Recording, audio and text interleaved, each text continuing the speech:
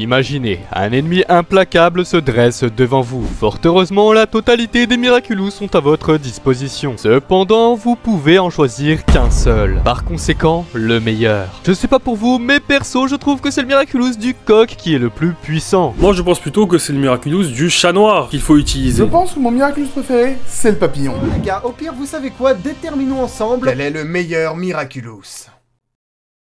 Les Miraculous les plus inutiles. Parmi tous les Miraculous, il y en a qui sont moins puissants ou utiles que d'autres. Et c'est normal, avec pas moins de 20 Miraculous, pas étonnant que certains se retrouvent sur le banc de touche. Et puisqu'il faut bien commencer quelque part, parlons du Miraculous le plus inutile de tous, à mon sens, celui du chien. Imaginez, vous êtes dans une immense bataille pour sauver les citoyens de Paris. D'un côté, Ladybug qui essaye de capturer ses ennemis avec son yo-yo, et de l'autre, Chat Noir qui donne des coups avec son bâton. Et vous êtes au mieux pour lancer une balle. C'est pas ouf, non? Si vous touchez un élément physique avec l'arme du Miraculous, il va vous le rapporter instantanément. Donc ça ne sert à rien. Certes, on peut s'en servir pour voler des objets, mais encore faut-il réussir à les localiser en premier lieu. Et même si vous les récupérez, vous pouvez vous le refaire voler, comme ça a été le cas pour Monarch qui s'est fait voler le Miraculous du lapin par Canny Girl dans l'épisode Évolution. C'est un Miraculous qui annule son propre pouvoir en présence de lui-même. Je pense que ça résume assez bien le problème. Et encore, ça c'est si tu peux toucher l'objet. Mais sans le Miraculous du lapin, Flammidab n'aurait pas pu mener le plan de Ladybug à bien. Donc clairement, ce Miraculous, je le lance, mais je garde mon chien en laisse pour pas qu'il aille le chercher. Autre Miraculous qui est strictement inutile sur le terrain, celui de la souris. Déjà, je ne comprends pas le concept de ce Miraculous. La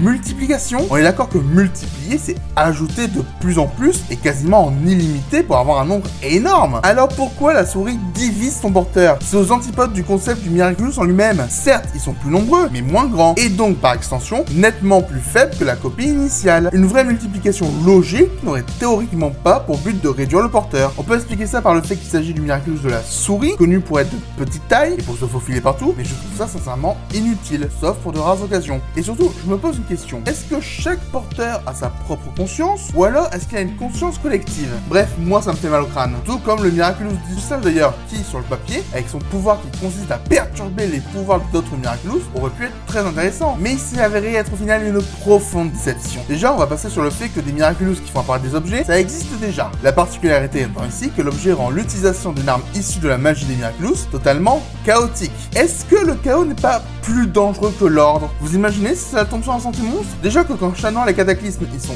incontrôlables, et alors là on est vraiment dans la sauce. Le Miraculous du singe, c'est presque aussi dangereux pour l'ennemi que pour nous. Sincèrement, ne pas s'en servir, c'est se libérer d'un poids. Comme l'aigle. Ah oui, j'y avais pas pensé, mais c'est vrai que ce Miraculous est assez inutile, déjà au niveau de l'intrigue. Pourtant il a bien servi dans le spécial New York. Oui, et à part ça, on ne l'a vu que dans ce Miraculous World. Tu oublies qu'on l'a aussi vu à l'œuvre durant le final de la saison 5. Effectivement, sauf que dans ce final, la détentrice du Miraculous, Eagle, l'utilise de manière infinie pour libérer des gens seulement après qu'ils ne soient plus miraculisés. Sauf que ça ne sert à rien étant donné que leur bague alliance est déjà détruite. Alors il est vrai que les civils vont se sentir mal, mais leur se prêter à l'attaque par la psychanalyse. Mais tu vois bien que dans le spécial New York il est utile. Alors déjà, sache qu'il est utilisé pour la première fois qu'à seulement 13 minutes de la fin, ce qui est beaucoup trop tardif à mon goût pour son utilisation tellement brève qu'elle en devient quasiment inimpactante. Il a l'air puissant car Miraclonizer l'utilise sur des êtres puissants, mais en soi tu prends une personne random pour utiliser le pouvoir de l'aigle sur elle, bah ça sert à rien. Donc c'est sûrement un bon Miraculous pour te donner du courage d'aller draguer ta crush, mais sinon il est pas si fort que ça. Tu veux un Miraculous fort? Et si on parlait du tigre? T'es sérieux? C'est sûrement le plus facultatif de tous. Son pouvoir se résume à rassembler une grande quantité de force dans ton poing pour la libérer sur une zone de ta convenance. Alors déjà, si on n'avait pas le Miraculous de la coccinelle, je te laisse imaginer les dégâts matériels qui seraient à déplorer. De plus, on a déjà un Miraculous qui peut tout détruire sur son passage, celui du Chat Noir. Et au moins le cataclysme est un minimum restreint, il ne détruit que l'objet ciblé par le porteur, à contrario du Miraculous de l'exaltation qui peut rayer de la carte l'endroit que tu vises. Je pense que si quelqu'un se prend un point de fougue à côté de lui, il terminera sa vie à l'hôpital, si ce n'est au cimetière. Et personnellement, je n'ai pas vu la différence entre Glaciator avec ou sans ce pouvoir. Il est presque anecdotique dans la série et inconsistant dans sa puissance de frappe. Dans Confrontation, je suis sûr que le mur du collège serait tombé avec n'importe quel aquamatisé ou super-héros lambda. Donc clairement, il n'y a pas débat. Même si j'apprécie beaucoup sa porteuse, je trouve que malheureusement, elle n'a pas le meilleur Miraculous. Et le Miraculous du cochon, il est inutile aussi, non? Ah, je te trouve un peu dur quand même, t'exagères un peu. Je dirais pas qu'il est si inutile que ça. Ah bon?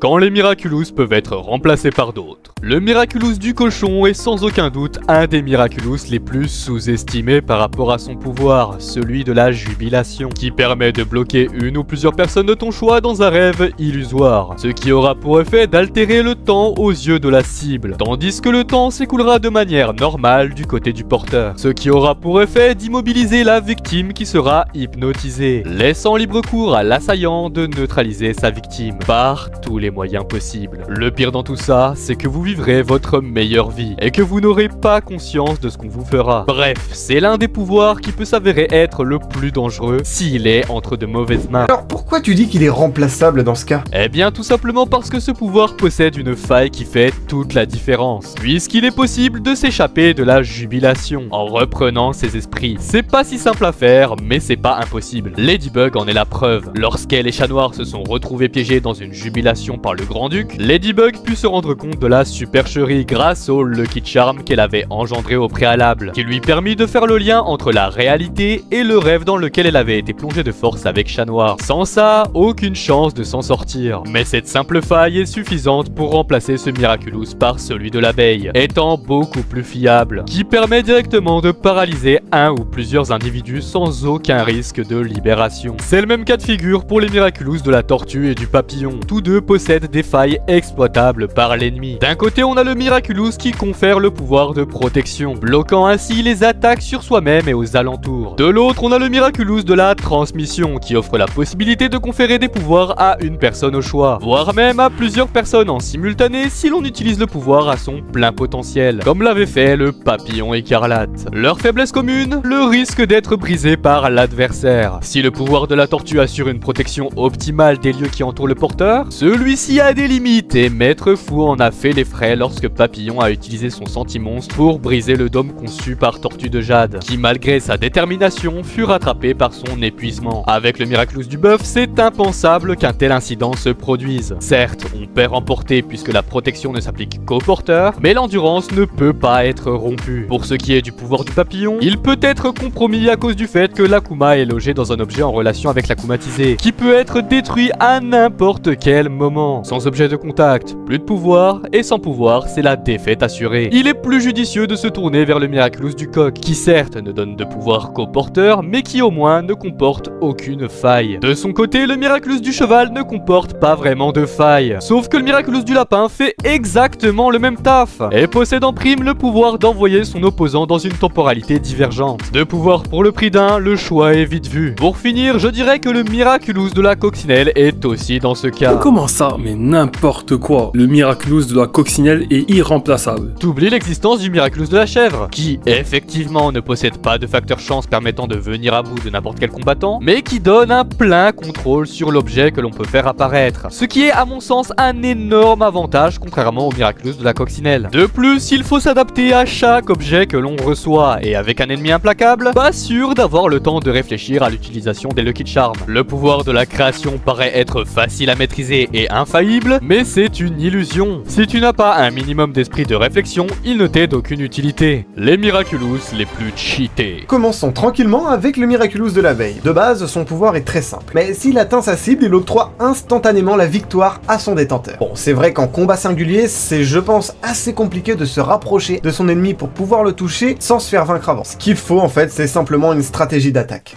Est-ce que j'ai vraiment besoin d'expliquer pourquoi le coq est cheat? Fais-le.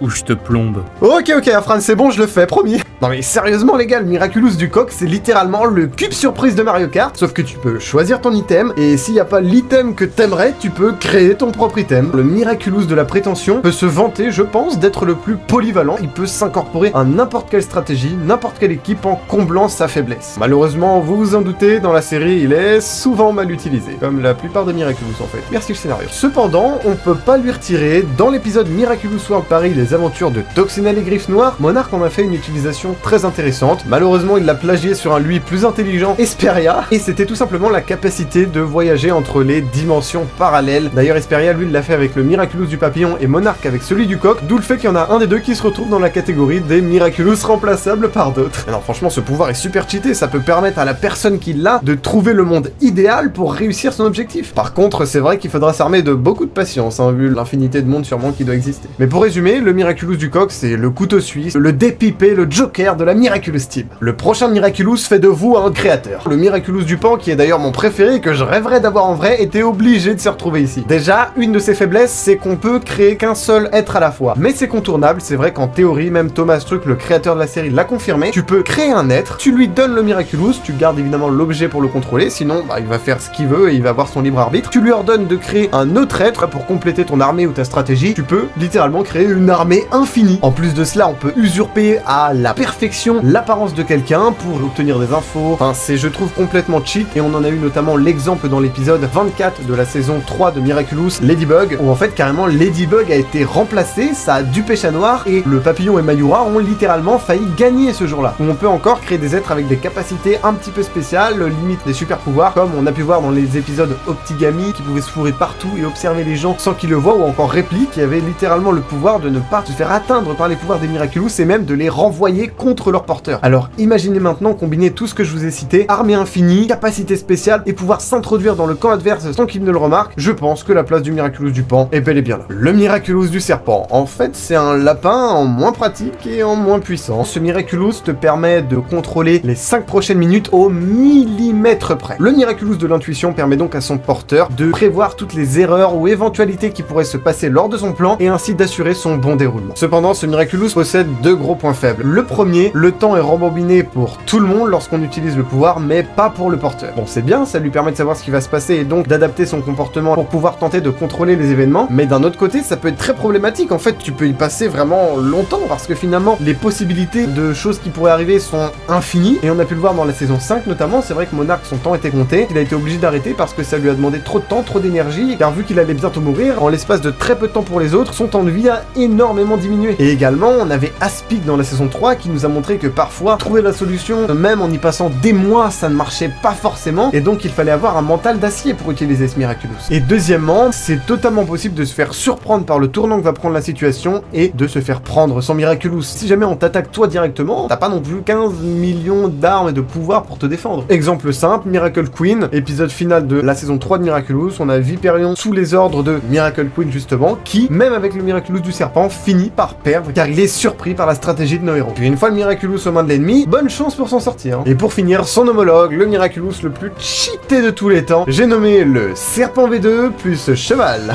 nom de code Lapin. C'est un serpent amélioré et en plus ça te permet de voyager dans l'espace. Non mais à quoi sert le Miraculous du cheval finalement? Vous avez maintenant le contrôle absolu sur votre dimension, capable de tout anticiper. La seule chose qui, je pense, vous pourrait vous faire perdre, à moins que vous fassiez vraiment n'importe quoi, ce serait que dans le passé, quelqu'un d'autre ait eu le Miraculous du lapin et qu'il arrive à vous subtiliser votre Miraculous dans votre présent. Les meilleurs Miraculous. Les pouvoirs élémentaires ont toujours été très puissants dans les animés. Dans One Piece par exemple, ceux qui ont un fruit du démon Logia, d'un élément comme le feu ou l'électricité, sont dotés d'une très grande puissance. Et bien le Miraculous du dragon confère justement la capacité de se transformer en eau, vent ou foudre, ce qui est très pratique en combat. Le vent permet d'être insaisissable et donc d'esquiver toutes les attaques. La foudre quant à elle a un fort potentiel d'attaque. C'est vraiment un Miraculous polyvalent qui peut te garantir une victoire assurée. Le Miraculous du chat noir qui confère le pouvoir de destruction à son détenteur. Ce n'est pas pour rien qu'il est l'un des deux principaux de la série. Le Miraculous est juste trop cool. En plus, bien évidemment, de conférer des capacités physiques développées à son détenteur, comme les Miraculous habituellement, il offre le pouvoir de détruire tout ce qu'on touche, ce qui est hyper pratique en combat, car on peut jouer avec le décor pour fuir, faire diversion ou attaquer. Et évidemment, même si ce n'est pas forcément une bonne chose pour des raisons d'éthique, on peut attaquer directement l'ennemi avec. De plus, ce Miraculous donne une ceinture et un bâton qui s'allongent à la manière du Nyoi Boy dans Dragon Ball. Cela permet des déplacements inédits et vifs, ainsi que bien sûr la possibilité d'attaquer l'adversaire avec une plus longue portée. Le Miraculous du renard est beaucoup trop fort. En fait, tu peux faire ce que tu veux avec. Tu peux littéralement manipuler ton adversaire. Ce Miraculous offre le pouvoir d'illusion à son détenteur. Et si vous regardez bien dans la série, l'illusion a souvent fait mouche. Il est très difficile de distinguer l'illusion du réel. En fait, littéralement, tant que tu n'interagis pas physiquement avec l'illusion, tu ne peux pas savoir que c'en est une. Tu peux le supposer si tu es habitué à être victime du pouvoir, et encore ça ne suffira pas à tout distinguer à coup sûr. Par conséquent, tu peux vraiment manipuler les gens en leur montrant ce que tu veux. En combat, la possibilité de tromper son adversaire te fait gagner un avantage certain. Tu as un coup d'avance qui est indéniable. C'est vraiment un Miraculous très utile dans plein de situations différentes, comme a su nous montrer la série. Le Miraculous du bœuf, quant à lui, est très utile au combat contre d'autres porteurs de Miraculous. Son pouvoir est celui de résistance. Il permet de se protéger protéger de tout ce qui pourrait faire obstacle au porteur. Donc en somme, le porteur est tout bonnement invincible. Quelle meilleure attaque que la défense? Il permet d'attaquer sans se soucier d'une contre-attaque, et ça peut être décisif en combat. Mais il peut aussi être utilisé de manière plus passive. Par là, j'entends ne pas attaquer, simplement encaisser encore et encore les attaques de l'adversaire jusqu'à l'épuiser. Et seulement à ce moment, l'attaquer. Toutefois, le pouvoir a ses limites, puisque certes, le porteur est insensible aux attaques ennemies et au pouvoir, mais ça peut quand même avoir des répercussions physiques. Si tu le projettes avec le bâton du chat noir par exemple, le bâton ne lui fera pas mal, mais il sera projeté. Et donc même si le battre est difficile, on peut imaginer un scénario où le détenteur est capturé ou immobilisé. Ça reste bien mince face à tous les avantages qu'offre ce Miraculous. Le Miraculous de la chèvre confère le pouvoir de passion à son utilisateur, le pouvoir de créer n'importe quel objet à travers la genèse. C'est un pouvoir qui n'a été utilisé que 2 fois au cours de la série, mais rien qu'avec ce qu'on nous a montré, on peut imaginer l'étendue des possibilités multiples qu'offre ce Miraculous. Lorsque Nathalie était akumatisée en safari, elle a pu notamment créer une arbalète à tête chercheuse qui visait spécifiquement Ladybug et Chat Noir, ainsi qu'un arsenal complet pour les traquer. Si elle avait anticipé leur ruse, elle aurait certainement créé un autre objet pour s'adapter en fonction de leur plan. Imaginez toutes les armes qu'on peut créer avec ce pouvoir. Ça peut vraiment devenir très dangereux si ce Miraculous se retrouve entre de mauvaises mains. Mais ce qui fait que ce Miraculous fait partie des meilleurs, c'est qu'on peut créer ce que l'on désire en fonction de ce qu'exige la situation. Il n'y a aucune limite, si ce n'est l'imagination. N'hésitez pas à nous dire dans les commentaires quel est votre classement des Miraculous. On se fera un plaisir de vous lire. Sur ce, je vous souhaite une bonne soirée ou une bonne journée. À plus.